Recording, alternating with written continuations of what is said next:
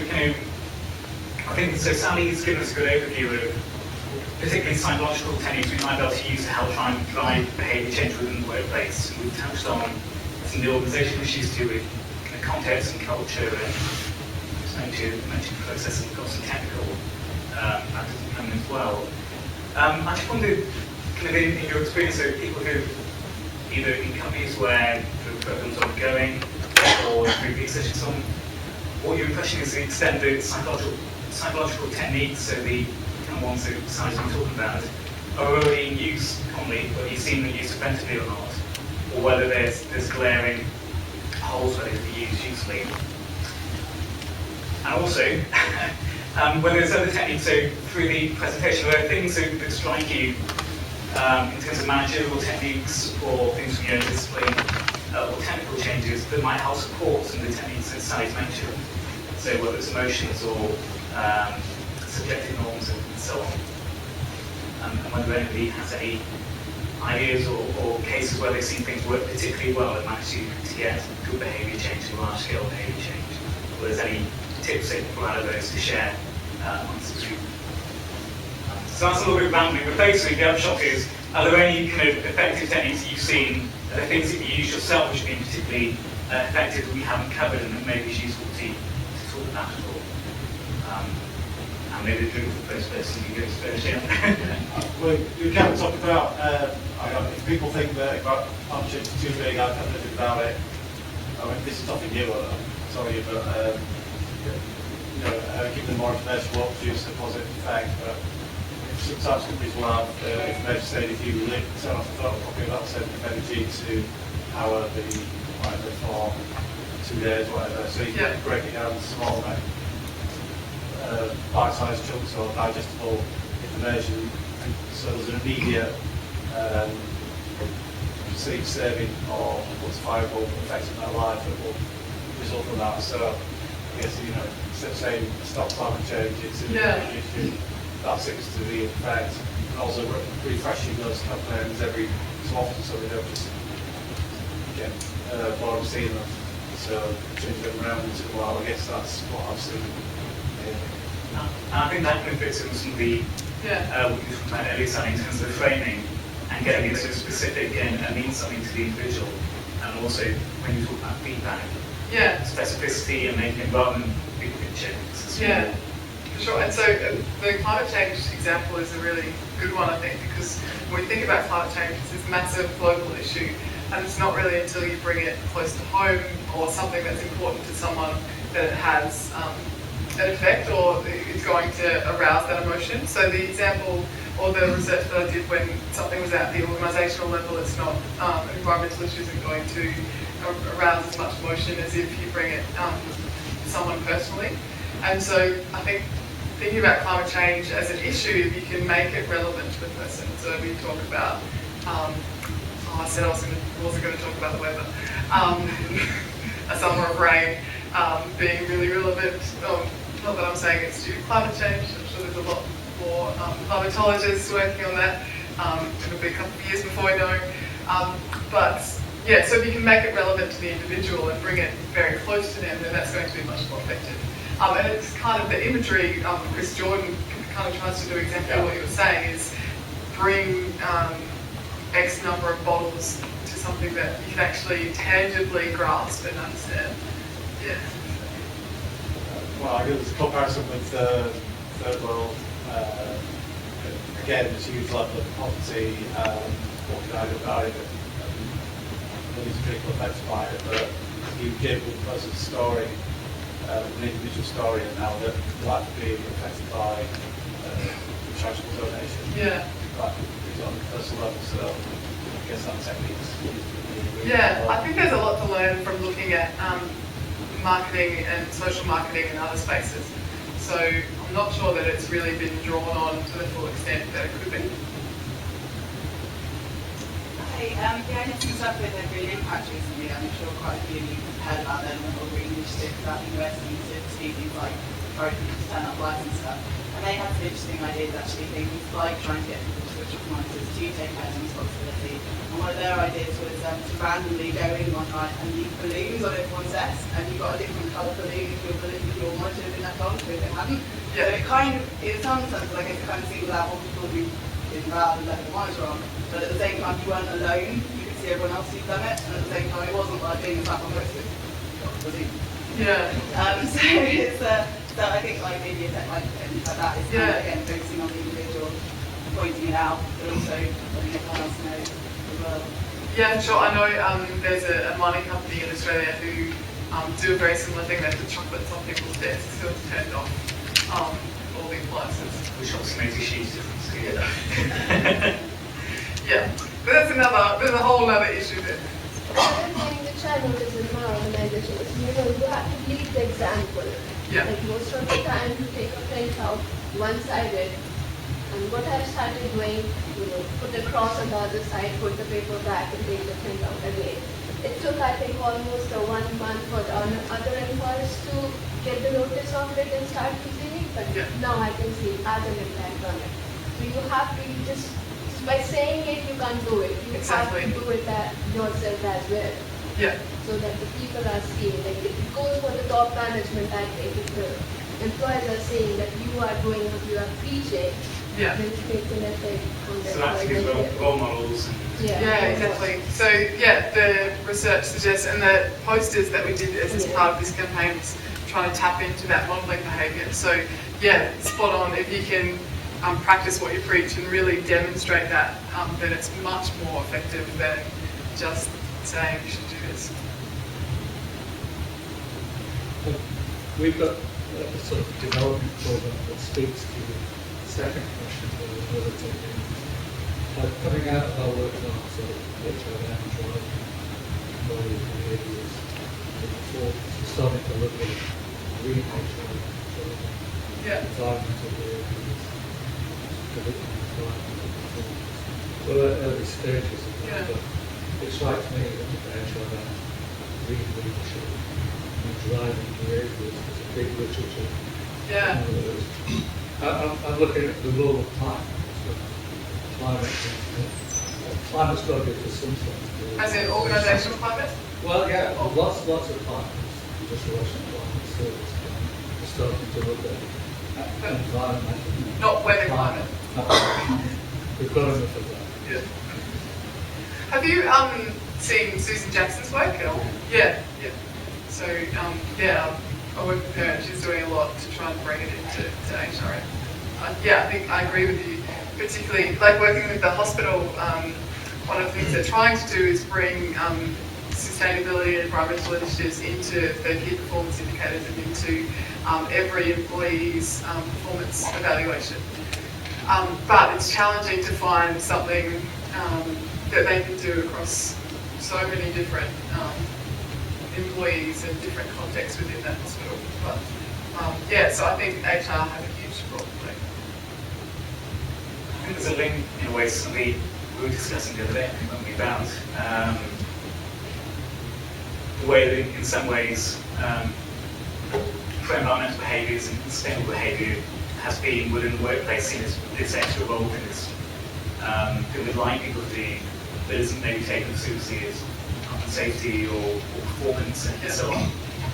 We're talking about maybe rather than seeing this as a particular special case, as the chance to bring it back into one of those expected behaviours and treat it like we would do with organisational change or linking with performance metrics and appraisals and so on, and linking it back into what's expected, what's reported, and using those organisational roles and structures to help enforce and prompt that change. What they really got is involved with the extra role. Yeah.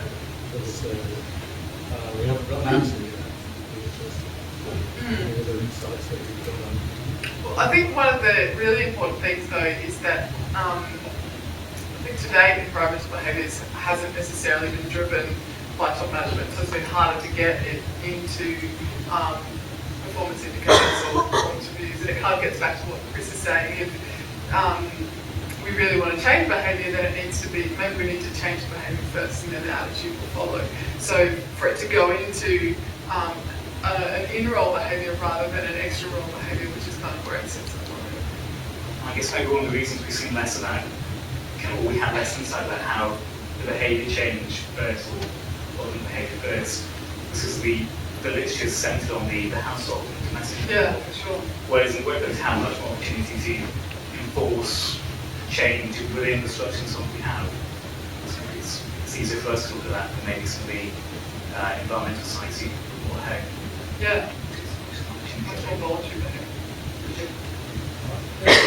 That's the that I was thinking about. I'm not a psychologist, by the way, but I was thinking back to the late 1970s when inflation was running at 15 to 20% in this country, and there was a big interest in payment systems, reward, those kinds of kind of embedded ways of measuring performance, and also making this link between organisational measures and how it touched the behaviour of individuals on the shop floor, so to speak.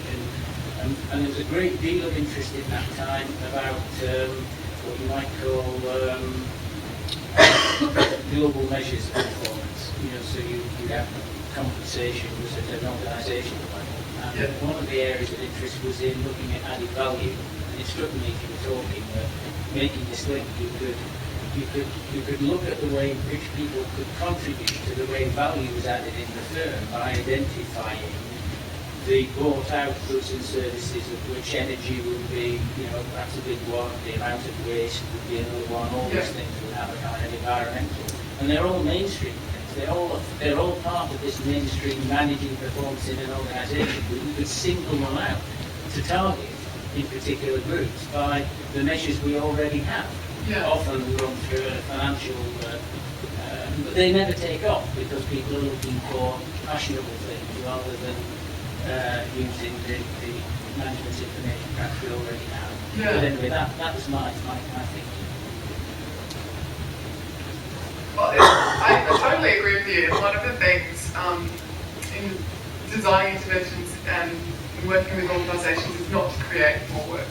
So we don't want to, even though in this research project we went and did these audits, we don't want to add that to someone's role to have to go and do that. Or even going and putting chocolates or balloons on people's desks after hours, although it might be an intervention that works, and maybe it's actually adding additional work and it's adding something additional to someone's job.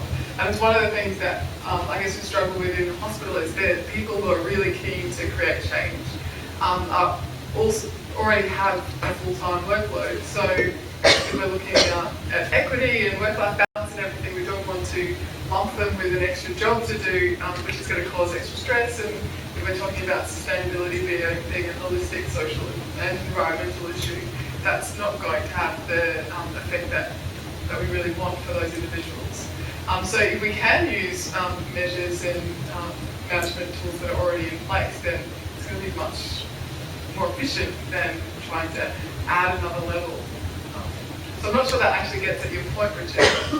No, I mean, because I'm rather depressed by some of these things because, we never move away from individual performance and we never look at collective performance anyway, very successfully. If you look at what's happening with boundaries pay and so on, it's an exemplification of how we fail to understand the way that the measure for individuals twists and can destroy some of those areas. But I suppose my point was at that time people did think about contribution being a collective endeavour. And there was a way of thinking, how could we break that down to show the implications of individual actions on that collective endeavour and performance. And I don't think personally, others might know, but I don't think we've made a lot of progress in doing that. But I think that's where some of the answer lies. Yeah, I agree with you, but I don't know how to get there. Yeah, just following on with that conversation about the idea that really what you do need people who have a natural passion and a drive to want to make change. And actually, I think what we found in ARA, where we're working with organisations who are looking at, for example, reducing their energy output, is that you do find, on the shop floor, there are people who naturally have that passion and who then it isn't necessarily extra effort because it's the motivation and the passion that they communicate with people as part of their role and as part of their everyday job. It's actually identifying those people, capitalising on that energy really, using it, especially obviously within the context of their everyday role.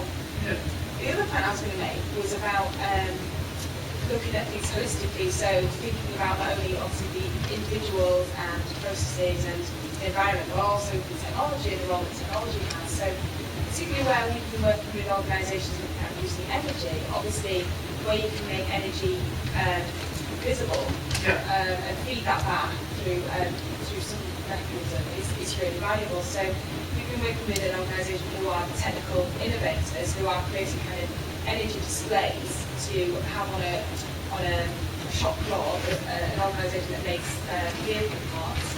So these guys can actually see, as part of their day job, if the machine is running over capacity or whatever, and the energy, according to what it should be using energy-wise, it's actually really high, and it shows us a red bar. They've got a visible cue there to actually respond to, and they actually find that really valuable. Interestingly, when we actually interviewed these guys about why it's important to energy save, they actually said it's about job security. It means that if we can save X amount of money, I know my job security. And actually only one of about, I think it was 18 or 20 people we interviewed actually said, well, it's about this, let's save the planet. So that was kind of a bit disappointing in some ways, but I suppose it shows if you can actually tap into what really drives people, what will motivate them to adopt the behaviour you want to see, then that's actually at the end of the day, we're pragmatic. It doesn't really matter what the driver for them is to change something. The end result is reducing energy use or emissions. I think the way you can make things visible, you mentioned earlier about showing how many bottles have been say recycled or whatever, and having some kind of visible display of that has to create the emotional. Feedback's given. In this country in particular, it's a bit different for you in because I think that water is one of those areas which would really benefit in the home and workplace as well, and having that clean, I suppose it's just sounding waves or having some right here that we're using. So it's interesting you were saying about the having people who are champions or really engaged and committed. I think we need to be, I think it's great, I think they have a real role to play. We need to be a little bit careful in terms of how to support them. Some of those bits of research coming out looking at radicals within organisations, so they're swimming against the tide and pushing for the change, and the kind of negative effects it can have on their selves, or whether it's their emotional well-being states or motivation in general. So I think we just need to make sure we're seeing it as something that individuals are choosing to do, we give them that support as well, so they're not left taking all the slack, I think, in that respect. Just think that way, sort of work with sort of health cycle, so you can be familiar with sort of behaviour change. But thinking about your point, I think a lot of work around the issues like what we call barriers and facilitators to behaviour. So to find out exactly what other things stop them from getting behaviour, or things that might help them in order to with behaviour. And in that sense, that might be different for different people. So I think one piece of work I'm aware of is ambush behaviour kind of thing. So you're trying to settings, they might be organisational settings, but it might be that tailoring the intervention or the barriers and facilitators in those areas have a different set of intervention for where you might be willing to behave, but also the type of job and role that they have. Exactly. To enable. Yeah, and it's exactly one of the things that we've been doing is we're running focus groups and interviews with different groups of staff about the barriers and facilitators, as well as the kind of behaviours that they think they can engage in. And it is different depending on where you are in the hospital. So for the clinical staff, it's very different to the administrative staff. And so trying to look at interventions for those different staff as well as for different types of behaviours that they can engage in. But it's a big challenge. And one of the things I know in talking to the sustainability manager at the hospital is they have hand washing champions and lots of interventions around hand washing. So if we can't get people to wash their hands, and that's about saving lives, how are we going to get people to change their behaviour in relation to environmental issues when it doesn't have an immediate impact on their life? So Matt and I were actually talking earlier in the week about the parallel between safety initiatives and safety culture and environmental. And again, it kind of gets down to this sort of safety is about saving lives, whereas environmental, though eventually it might be about saving lives, it's not as immediate, so it doesn't have that same effect. So how can we bring it into the kind of realm where we get that same kind of motivation to engage in that sort of behaviour? But I'm spot on. There's lots of parallels there, and it's something that we're definitely taking into. I think another key challenge, drawing on what you were saying earlier, is having these green teams and these kind of champions within the workplace. Obviously, they tend to already have the relevant environmental attitudes and values, and I think it's about trying to target other kind of key figures within the organisation and try and bring them along. Yeah. And get these initiatives which have real ownership for the broader range of employees. I know that there's a few initiatives going on regarding travel behaviour, and they've started in a few organisations working on charging people for driving into work now, and then using that money to get discounts on public transport and things like that. But the idea is it's all laid out, it's all been kind of discussed amongst everyone, and it's very clear the rationale and all the rest of it, and that seems to be working. But Okay, that's just trying to get this broader number of people involved. yeah, definitely. So the engagement and ownership of the staff in the change initiative for sure. It sounds like where is that going on? I can't remember in the report yesterday. Sounds like a cool initiative. Yeah, I know that the hospital are doing things around incentivising transport, but I think transport is one of the tricky ones when it's stretching the home versus the workplace, and the extent to which the organisation has control or can incentivise that is a challenge. And with the hospital particularly, because they've got so many shift workers and late night workers, the transport is a bit of a tricky issue as well. But that does sound like a cool issue. I think it's clearly some spectrum in that sense. I think Max showed it. There's people washing their hands, say water that had a goldfish egg, and as you took the tap on, it went down, and it turned off. But it wasn't actually real, but people thought it was basically to say water. I like that. I thought of how I would load this slide. If you Google goldfish and taps, I think it becomes a very high. But that had its amazing success rate actually. In the same way as the fly in the urinal. Oh, yeah. In terms of getting people to make sure they aim and they don't make a mess and need more detergent to clean floors and so on. So very simple but fun invention to have quite an effect as well. I think if we probably draw things to a close there. I'd like to thank Sally again for making this huge effort to come over and join us for this month, and particularly to put the talk on tonight, and we kept us busy earlier doing the PhD session as well. And if we can all try and do one more green thing this week, it might help offset the flight as well.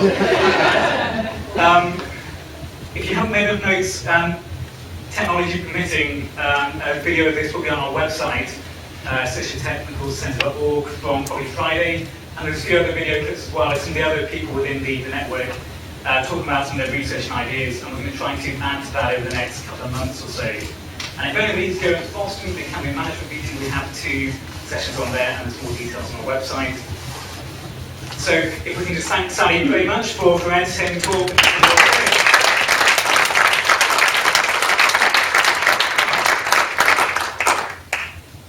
And thank you for your attention and contribution.